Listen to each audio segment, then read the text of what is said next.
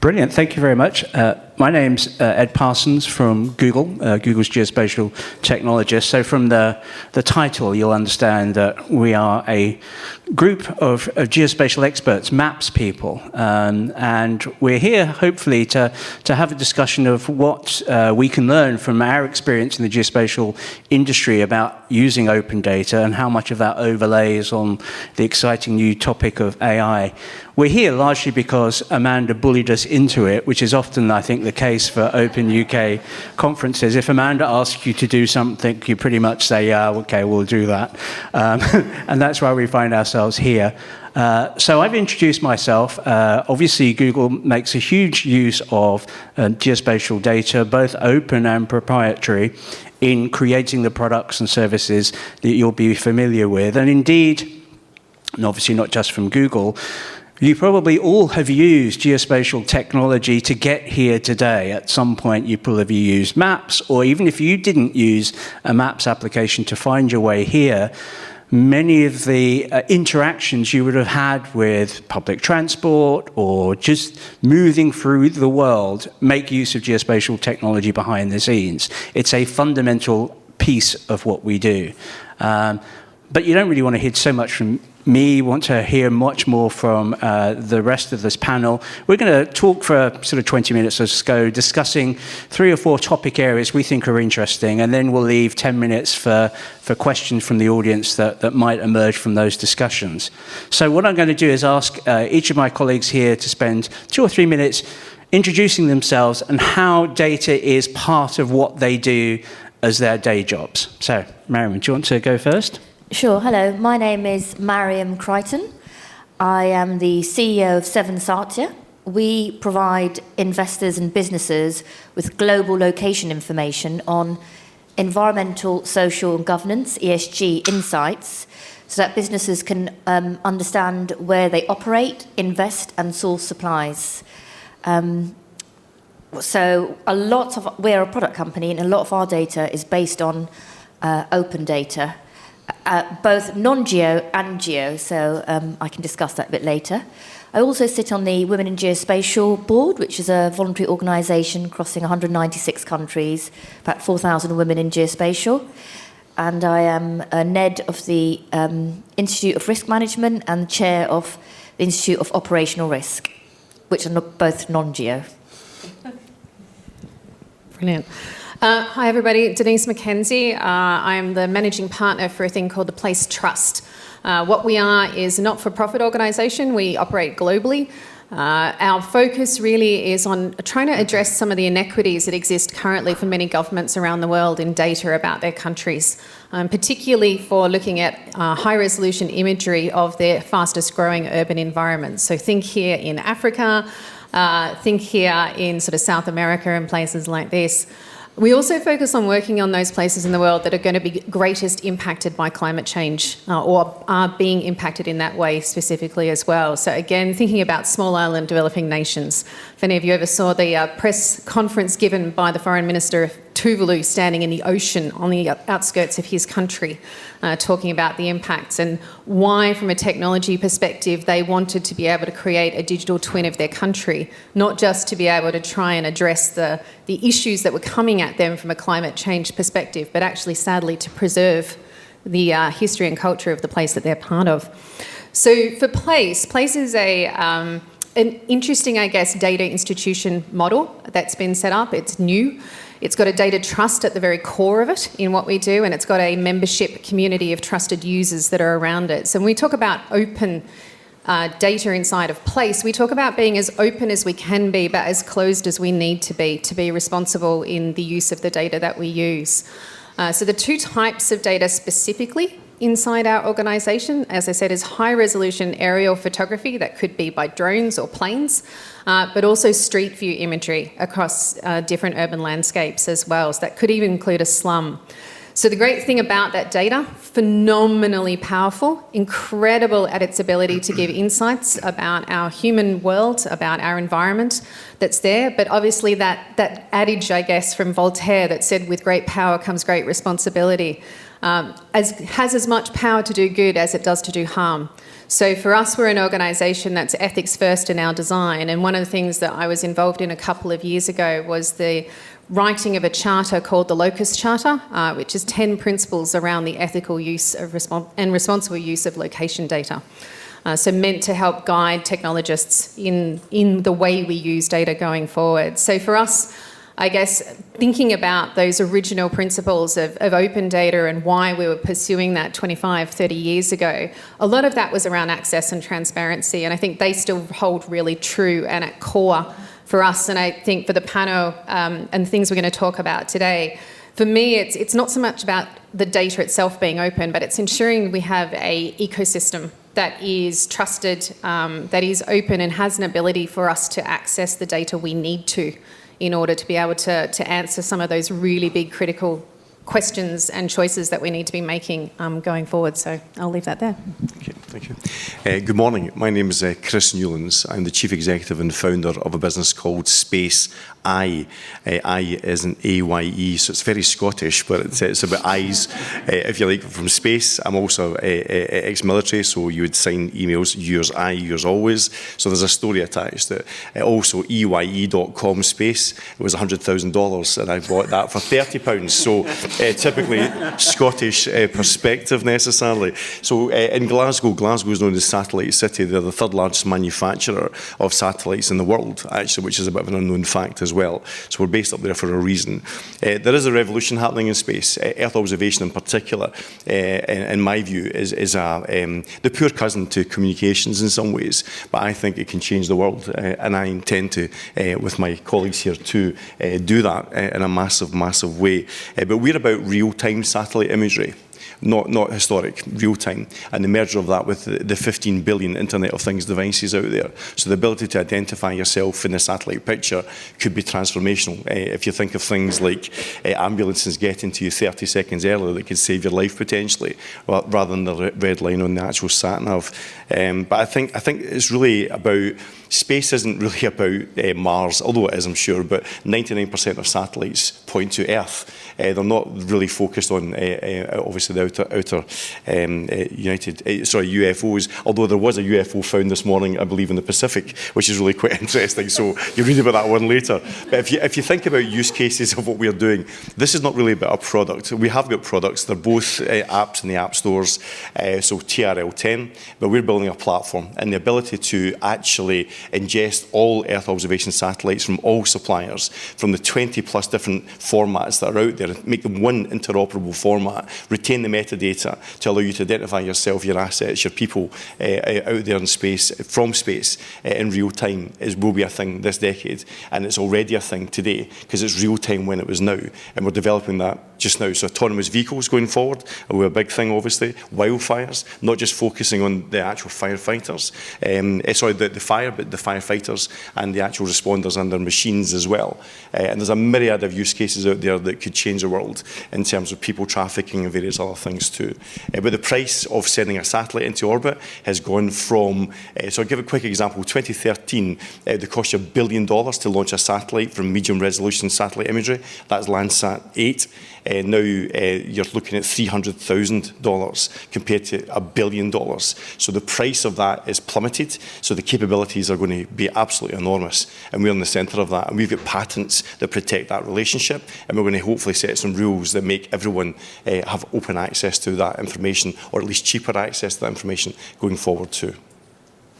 Brilliant.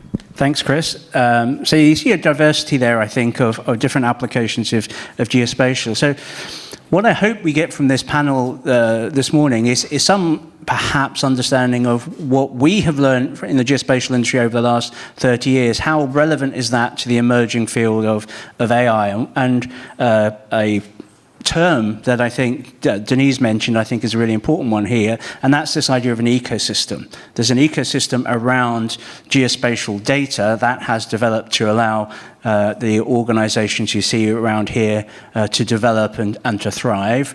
Those are very large organizations, Google being an example of a very large organization, to small startups, and we all interact and interoperate because there is an active ecosystem. I think one of the challenges is that we have emerging with the field of AI is how do you create those same healthy ecosystems that allow different players of different sizes to work together, to interoperate. What's the role of standards in terms of how you interoperate? What's the role of policy in making sure there is open access to data, to models, and so on? So the first question I have for the panel is, how do you create and maintain that healthy ecosystem? How has that worked for you? Denise, do you want to go first with that? Happy to do that one. It's the word that I used just 15 minutes ago, which is it's trust. I think, when you look at something as complex and powerful as the systems that we're now building, it's impossible for anyone to completely understand, right down to the tiny detail, what's going on.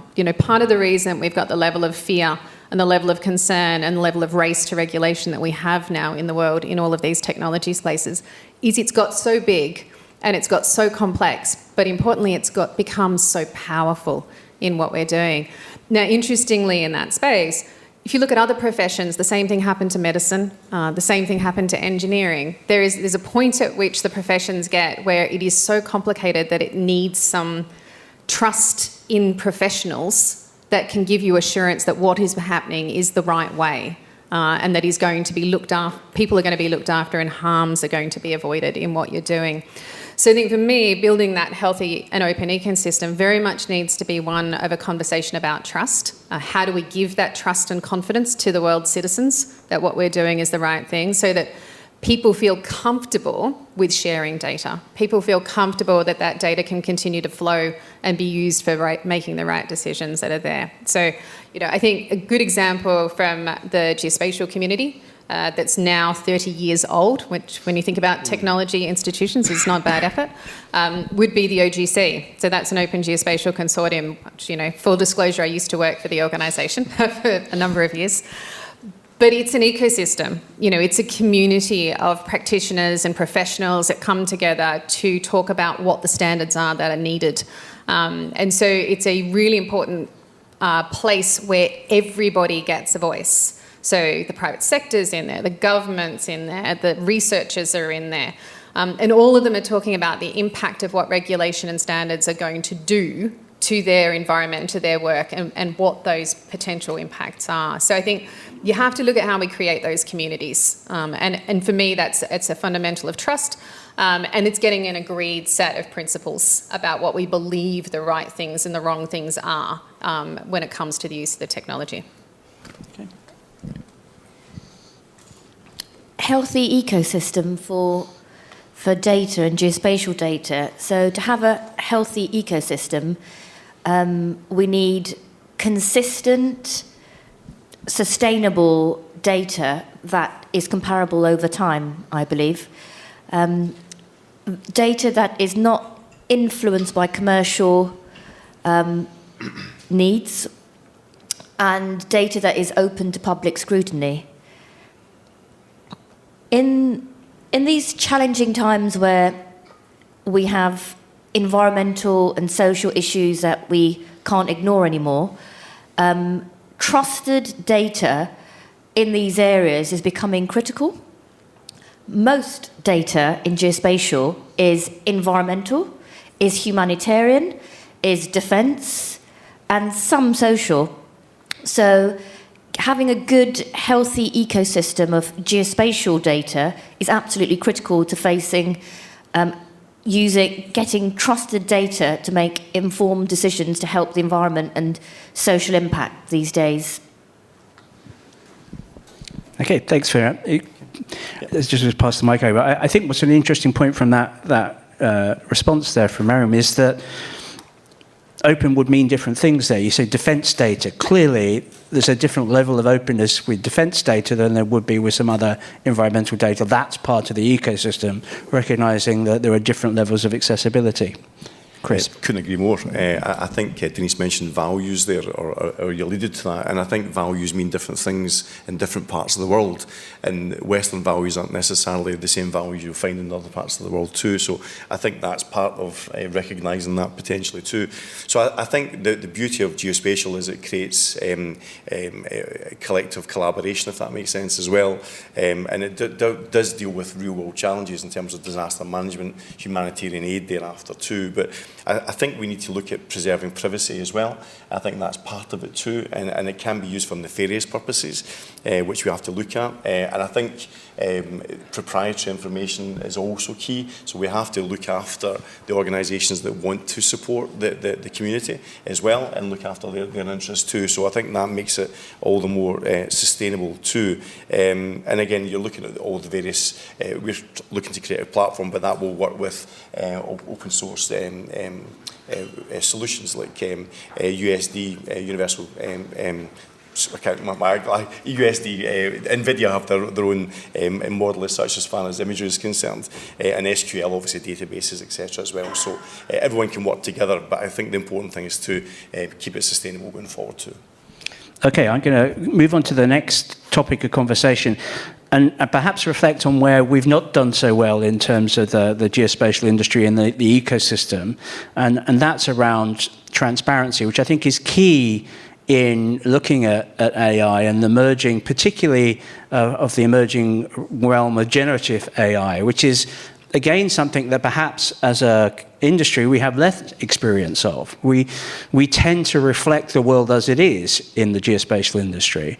We haven't been concerned so much with generating new synthetic data, but that is an emerging field that we have to think about, have to worry about. And the case I've suggested to the panel just to think about, because I was going to ask this question, is how do we handle synthetic data within the geospatial industry? For example, how would we feel being in a vehicle that was autonomous, that had been trained on a synthetic data set based on geospatial information at one point in the past? Are we okay with that? And if we're not okay with that, what policies do we need to put in place to prevent that from happening? Denise, you're going to go first. Yeah, I'm totally happy to go with this. I want it to be trained on some synthetic data. I think for me, it's in any of these sorts of systems, it's about making sure you have the right data coming through. And I think if you think about autonomous vehicles, I absolutely want it trained on what the real world current state is. I want it to know what the city looks like now. I want it to understand how that city functions. I want it to know, exactly down to the tiny level of precision what that streetscape is like and what's going to occur in it. But I also really want it to be trained on some synthetic data that gives it scenarios that haven't yet happened that can be thought of, so that it's prepared to be able to handle those too. So I think it's not about saying, am I happy with, and I want them to be good.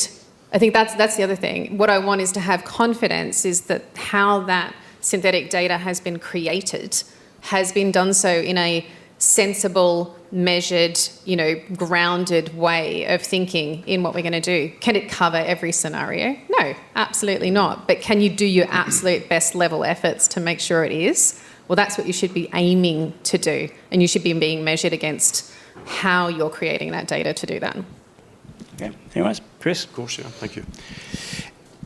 For me, AI, there was a big conference in London about 4 months ago where they actually brought together the various countries and governments and top people around AI looking to create rules. And it is the biggest change probably since the printing press, potentially in terms of humanity in many ways. So I think for me, generative AI is exciting and a wee bit scary in some ways as well. We have to try and, if you're not scared about it with it, you're not thinking about it enough in some ways in my honest to God view. But I think in terms of synthetic versus real data, I think we can create new formats, image formats. We can maybe watermark images as well to ensure they're not being adjusted or tampered with. I believe, and I agree with you, some synthetic's fine as well. But we're looking in Space Eye, at least, and part of our philosophy is looking 5 miles ahead and 5 miles to the west and the east. So it's not just what's happening around about you. You can start to predict autonomous vehicles vehicles, obviously, and help support that using real or near real-time satellite imagery. So I think there's a revolution happening. It's really exciting, but there are values and ethics that have to be considered too.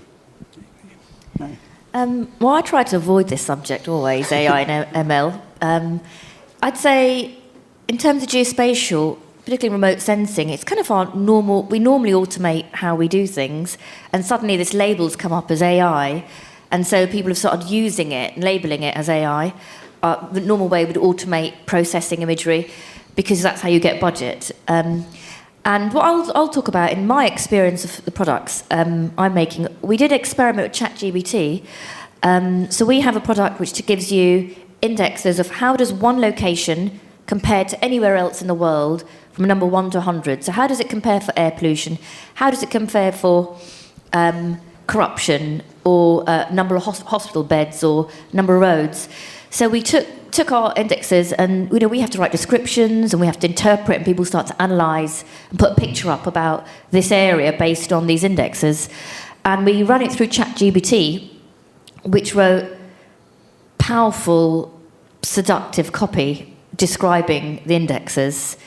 And I was blown away. But then about a third of what it wrote was just not true. And it just, I won't talk about the countries it wrote about or what it said, but it's just made up. And we wanted to use it because it wrote better than we could write, but we couldn't, because particularly in ESG and sustainable finance, it's all about people can generate this, and it will for greenwashing, credibility, transparency. I mean, our name is Seven Satya. Satya is a Vedic word. I'm a philosopher, and it means what you see is what is there. It's the truth. It's the Indian version of veritas in Latin. With data, you've got to tell the truth. And so, generating stuff from ChatGPT, we were like, we just can't use it. It's not true. Okay, we're rushing through. I've got one more question I was going to ask people, and I'm going to get a very instant response from you for this question to allow the audience time for a question. It's impossible to be in an audience talking about open data and geospatial and not mention OpenStreetMap. OpenStreetMap is the great project, the great success of our industry in terms of creating a crowdsourced open data set that has allowed a huge amount of innovation to happen in the industry, largely to try and get away from the issue that we had previously, which was being buried in licensing and derived data rights, and a huge amount of complexity involved in producing a product that is derived from a database. So, to a greater or lesser extent, perhaps, we as an industry think that we understand derived data rights and what happens when you create a product based on another data set. And that's clearly going to be of interest to AI developers in the future who want to understand what are their rights around the product that comes from a large language model, for example. So a quick answer from each of you, and I'm probably going to ask you, on a scale of 1 to 10, how well do you think we actually understand derived data rights at the moment? How confident are we that it's a solved problem? So I'm really putting you on the spot here. On a scale of 1 to 10, how much of derived data rights in geospatial is a solved problem? I'm going to give that a 2. It's not solved. I don't think it's solved at all. And licensing is a problem. And not to, cast Amanda and the lawyers down in this, but I tell you what, there's a fair amount of that is in that legal space of trying to tie everything up and make it as confusing as it possibly can. Look, what I will say is it's the biggest thing in place as a thing to talk about. And when we designed the licenses inside Place for the membership that come in and use the imagery we have, actually what we say to people is that you own every single piece of derived work or value-added product that comes off the top of this data. End of story. Simple. That's there. The only thing the license restricts is you cannot resell the data as is. And I think one of the really important things, and part of the confusions here that we always get into, is that we conflate the notion of raw data versus data products constantly. And I think that causes a lot of confusion, particularly when we talk about open data and reuse of data, etc. There's a big difference between the raw data itself, and then what has been done to that data to create something else. Okay, now really short answer. Sorry. Denise's hopeless at short answers. Well, I started up my company a couple of years ago, and the third person I hired was an in-house lawyer. That says it all, because, you know, and one of the first things client says, have you got disclaimers? We need to copy what yours is to use it. So 2 as well, probably. Okay, Chris. Very quickly, 2. We have a general counsel too, and I had to Google it. So there you go. That's probably. Okay, we've probably got time for one question from the audience. I'm sorry about that. There's a gentleman over there. We can bring a microphone. I can do it with this one. Don't worry, sir. Here we go. Thanks very much. My name's Yu Singh, and I work for UK Power Networks, the local electricity distributor. Open data, and I can't think of a better panel, because you've got ex-military, you've got risk management, and you've got principles towards open data, geospatial data. My company, I am publishing substation locations. Just today, Russia launched cruise missile attacks, which knocked out substations in Kiev. There's the good with open data, but there's also the bad. How do you manage the risks? What do you think we should be doing? I mean, we publish 2/3 of our substation locations. We hide the other third because we think it's too sensitive to share.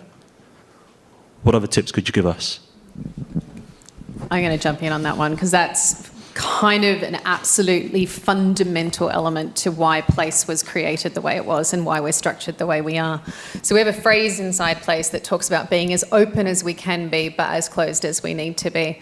And I think going back to that notion of data versus products, etc., it becomes what you create as a product that's shareable. And I think the other thing that I'd say, and the tip that I would say, is always ask yourself why something needs to be shared with someone. What's the benefit? What's the potential impact of it? And think about, I'd say go have a look at the Locust Charter principles. I think they help, because part of that is to say, how do you balance the great potential and opportunity of making some data available and making things available to people to do great good with, versus what the potential harm is that could also be done by the release of that data too. And I think it's not clean cut and it's not easy. But I think if you sort of take that principles approach, it'll help in deciding whether it should be open or not in doing that. Brilliant, excellent. Well, I think we've run out of time. If you would join me in thanking the rest of the panel for their interesting conversation. Thank you.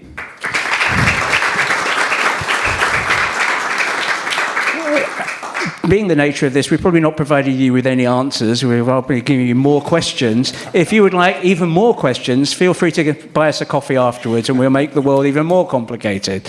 So thank you very much for your time. Thank you. Thanks, Ed. Well done.